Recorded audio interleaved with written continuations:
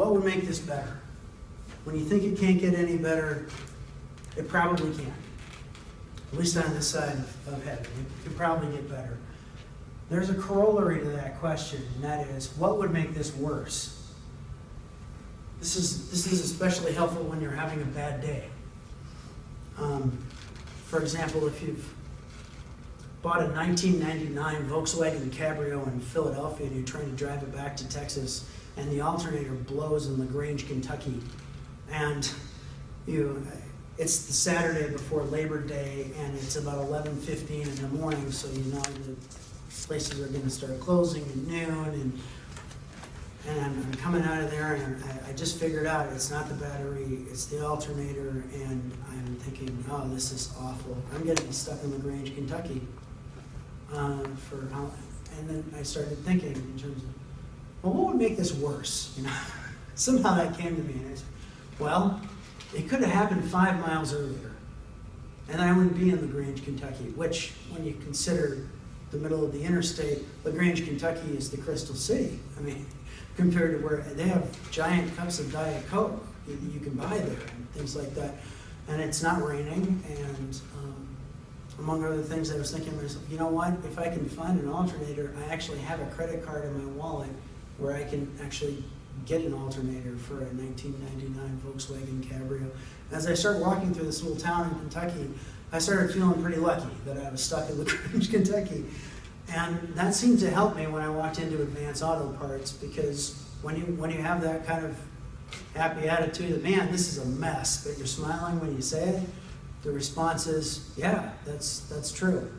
That is a bad mess. But eventually it became kind of like a team effort. I became the cause of the weekend for those guys, and they all kind of pulled together. And before you knew it, it was 11 at night, but I was driving down the highway toward Louisville, Kentucky, only in third gear for some reason. But I was excited because I was moving south again. So sometimes asking the question, what would make this worse, is a good example, is a good question to have. This is an important enough question. I'm gonna revisit it later. But a lot of times, I think what somebody is saying and what they really want can be two different things, and it's important to ascertain that. Why or why not? I'm a why not kind of person, and I'm married to a I'll tell you why not kind of person. So we offset each other that way. But sometimes you ask why, but a more challenging question a lot of times can be why not. That's what Robert F. Kennedy once said. Something on the order of, you look at things that are and wonder why. I think of things that are not and wonder why not. And that's how you end up eventually, landing on the moon. That was a different Kennedy, I understand, but it's that kind of thinking. Why aren't we doing that? That can be a more challenging question than why. Is there a pattern here? I think in terms of your own personal life, this is a good question to have in the back of your mind. If you find yourself every Saturday afternoon on the couch, even if it's a beautiful day outside, then if you realize that over time, that Saturday afternoons you tend to be on the couch, you can go one of two ways. You can either say, well, I need to get out more and start making plans for Saturday afternoon, get yourself off the couch, or you can actually say, you know what, Saturday afternoon is when I recharge. Saturday afternoon, that's couch time for me. And you can accept it, and there won't be a nagging kind of feeling because you'll address it with an open-ended question. Is there a pattern? What would that pattern be? So, there's a question. I wonder what they're doing in Schenectady. I like the name of that town. I feel sorry for people who live there. They have to spell that every time they're doing a return address or something like that. But you can pick whatever city you want or whatever country you want. But one of the ways to ask yourself or others open-ended questions is to remove who you are and remove where you are and say, if I didn't know me at all, what would I think of this? If I was coming at this from a completely different angle, what would I think about what we're about to do or the situation we're in? So sometimes removing yourself is a handy thing to do. And I mentioned this earlier. What is the equal and opposite reaction to whatever action it is that we're talking about taking? What are the possible outcomes, good and bad?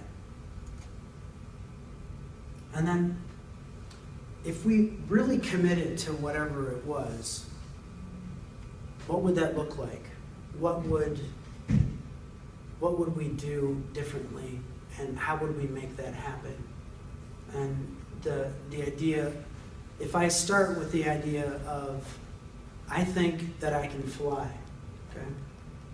I believe that I can fly. And somebody says, you can't fly, you don't have feathers, you're not a winged creature. Okay, but I'm putting all of that aside. I'm committed to flight. And that's how the airplane gets developed.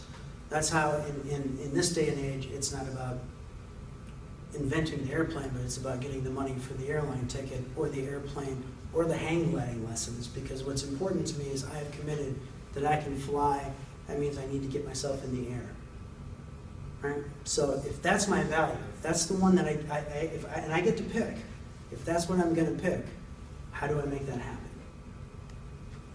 And I try and pick something ridiculous, but it's true. The people who are committed to becoming millionaires, really committed, not, I hope it happens, but I know people out there that are, from age 16, they decided, hey, I'm going to be a millionaire.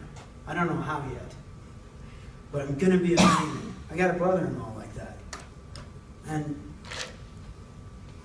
he's actually a millionaire. He has about $4 million in debt, but he's got $1 million. So I have to hand it to him. I said, I'm going to be a millionaire, and he can put $1 million together. And okay, because that was his value. You make choices. That was his.